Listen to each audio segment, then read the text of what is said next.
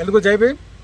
ಕರ್ನಾಟಕ ರಾಜ್ಯದಲ್ಲಿ ಚನ್ನಪಟ್ಟಣ ಎಲೆಕ್ಷನ್ ಆದಮೇಲೆ ಸುದ್ದಿ ಇರೋದು ಒಂದೇ. ಎಲ್ಲ ಏನು ರಾಜಕೀಯ ನಾಯಕರುಗಳು ಕಾಂಗ್ರೆಸ್ಸು BJP JDS ಅವ್ರಿಗೆ ಬೇರೆ ಕೆಲಸ ಮಾಡೋಕ್ಕೇನು ಯೋಗ್ಯತೆ ಇಲ್ಲ, ಅಭಿವೃದ್ಧಿ ಮಾಡೋ ಯೋಗ್ಯತೆ ಇಲ್ಲ.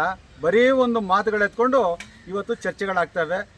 ಕಾಂಗ್ರೆಸ್ ಪಕ್ಷದ MLAಗಳನ್ನು ಖರೀದಿ ಮಾಡ್ತಾ ಇದ್ದಾರೆ, 50 ಕೋಟಿ ಕೊಡ್ತಾರೆ ಅಂತ ಒಬ್ರು ಹೇಳಿದ್ರೆ ಇನ್ನೊಬ್ರು ಹೇಳ್ತಾರೆ 100 ಕೋಟಿ ಅಂತೇಳಿ. 100 ಕೋಟಿ 50 ಕೋಟಿ ಕೊಡೋಕ್ಕೆ ದುಡ್ಡಲ್ಲಿಂದ ಬರುತ್ತೆ? ಇಲ್ಲಿ ರಸ್ತೆಗಳೇ ಸರಿ ಇಲ್ಲ.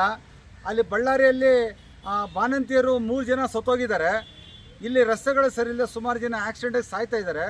ಈ ರೀತಿ ಅಭಿವೃದ್ಧಿ ಕೆಲಸ ಮಾಡೋದು ಬಿಟ್ಬಿಟ್ಟು ಕಾಂಗ್ರೆಸ್ ಪಕ್ಷದವ್ರಿಗೆ ಸ್ವಲ್ಪ ಆದರೂ ನಾಚಿಕೆ ಮಾನ ಮರ್ಯಾದೆ ಏನಾದರೂ ಇದ್ದರೆ ಸಾರ್ವಜನಿಕರ ಕೆಲಸ ಮಾಡೋದು ಕಲೀರಿ. ಅದು ಬಿಟ್ಟು 50 ಕೋಟಿ 100 ಕೋಟಿ ಯಾವನಿಗೆ ಕೊಡ್ತಾ ನಿಮಗೆ? ಇಲ್ಲಿ ನೀವೇನು ಕೊಡ್ತೀರಾ ಮತದಾರರಿಗೆ? ನಾನು ಹಗಲು ರಾತ್ರಿ ಕಷ್ಟಪಟ್ಟು ಕ್ಷೇತ್ರವನ್ನು ಅಭಿವೃದ್ಧಿ ಮಾಡ್ತೀನಿ ಅಂತ ಹೇಳ್ತಾರೆ. ನೀವು 50 ಕೋಟಿಗೆ 100 ಕೋಟಿಗೆ ಮಾರಾಟಗಾರರಾದರೆ ಯಾಕಾಗಬೇಕು ನೀವು MLA ಆಗೋ ಬದಲು ಬೇರೆ ಏನಾದರೂ ಬಿಸ್ನೆಸ್ ಮಾಡ್ಕೊಂಡಿರ್ಬೋದಲ್ಲ.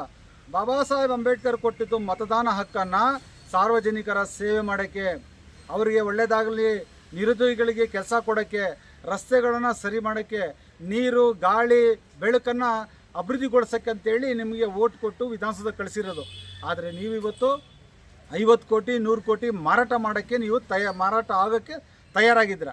ಇವೆಲ್ಲ DK ಶಿವಕುಮಾರು ಮತ್ತು ಸಿದ್ದರಾಮಯ್ಯ ಅವರು ಮತ್ತು ಬೇರೆ ಏನು ಕುಮಾರಸ್ವಾಮಿ ಇವರೆಲ್ಲ ನಾಟಕಗಳು ಮಾಡ್ತಾ ಇರೋದು.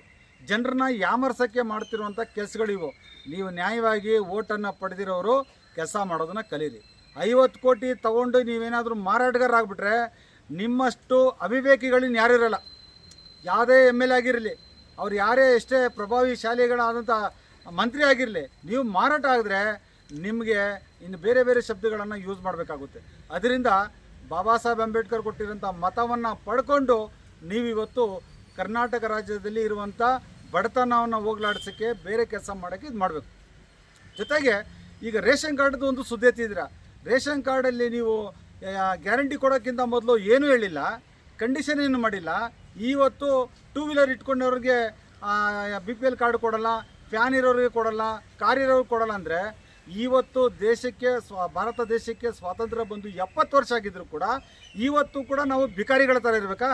2 ವೀಲರ್ ಇಟ್ಕೋಬಾರ್ದಾ, ಫ್ಯಾನ್ ಇಟ್ಕೋಬಾರ್ದಾ, ಕಾರ್ ಇಟ್ಕೋಬಾರ್ದಾ, ಯಾವುದೂ ಇಟ್ಕೋಬಾರ್ದು? ಅಂದರೆ ಈಗ ಮಂತ್ರಿಗಳು 50 ಕೋಟಿಗೆ ಮಾರಾಟ ಆಗ್ತಾ ಇದ್ದಾರಲ್ಲ, ಅವ್ರಿಗೇನು ಮಾಡ್ತೀರಾ ಹೇಳಿ? ಸಿದ್ದರಾಮಯ್ಯ ಅವರೇ, KH ಮುನಿಯಪ್ಪ ಅವರೇ, ನಿಮಗೆ ಪ್ರಶ್ನೆ ಕೇಳ್ತಾರ ನಾನು. ಇವತ್ತು ಮಂತ್ರಿಗಳು 50 ಕೋಟಿಗೆ 100 ಕೋಟಿಗೆ ಮಾರಾಟ ಆಗ್ತಾ ಇದ್ದಾರಲ್ಲ, ಅಂಥವ್ರಿಗೇನು ಹೇಳ್ತೀರಾ ನೀವು? ಅವ್ರ ಮನೆ ಆಸ್ತಿ ಪಾಸ್ತಿಯನ್ನು ಮುಟ್ಕೊಂಡು ಹಾಕ್ತೀರಾ? ಅವೆಲ್ಲ ಹಾಕಕ್ಕೆ ನಿಮಗೆ ತಾಕತ್ತಿಲ್ಲ. ಬಡವರ ಹೊಟ್ಟೆ ಮೇಲೆ ಹೊಡೆಯೋಕ್ಕೆ ಮಾತ್ರ ಮುಂದಾಳತ್ವವನ್ನು ವಹಿಸಿದ್ದೀರ ನೀವು. ರೇಷನ್ ಕಾರ್ಡ್ ಸುದ್ದಿಗೆ ಏನಾದರೂ ಬಂದರೆ ಬಹುಜನ ಸಮಾಜ್ ಪಾರ್ಟಿ ಅಂದರೆ ಆಲ್ ಇಂಡಿಯಾ ಬಹುಜನ ಸಮಾಜ್ ಪಾರ್ಟಿ ನಿಮ್ಮನ್ನು ರಸ್ತೆಯಲ್ಲಿ ನಿಲ್ಲಿಸಿ ಚೀಮಾರಿ ಹಾಕೋದಂತೂ ಗ್ಯಾರಂಟಿ. ಯಾಕೆಂದರೆ ಜನರ ಕಷ್ಟವನ್ನು ಅರ್ಥ ಮಾಡ್ಕೊಳ್ಳೋದು ಏಕೈಕ ಪಕ್ಷ ಆಲ್ ಇಂಡಿಯಾ ಬಹುಜನ ಸಮಾಜ್ ಪಾರ್ಟಿ.